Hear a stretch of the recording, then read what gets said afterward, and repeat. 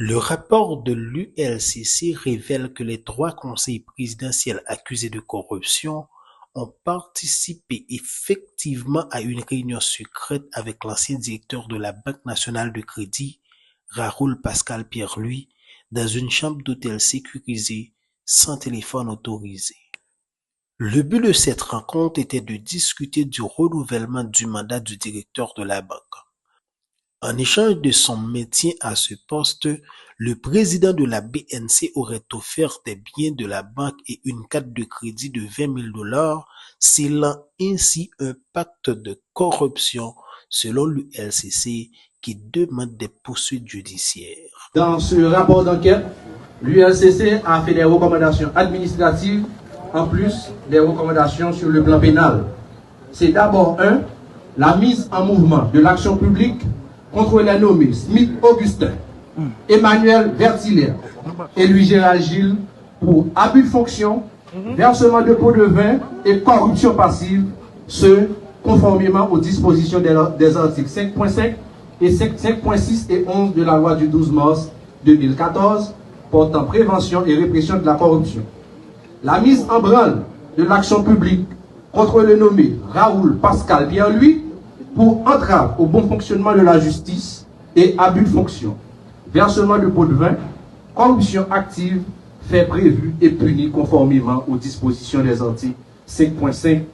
14, 21 de la loi du 12 mars 2014 portant prévention et répression de la corruption. Dans le rapport, Louis-Gérald Gilles admet que ce genre d'arrangement est fréquent, tandis que Smith Augustin et Emmanuel Vertillaire nient toute implication, qualifiant les accusations de campagne de dénigrement.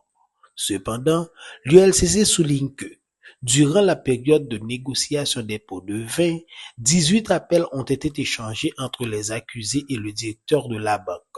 De plus, plusieurs transactions ont été effectuées via les cartes de crédit sans remboursement, ce qui, selon l'ULCC, confirme un système de corruption bien organisé au sein de la banque. Nous réitérons une fois de plus la demande de traitement judiciaire des rapports d'enquête, c'est-à-dire des verdicts des tribunaux et cours du pays. Je veux rappeler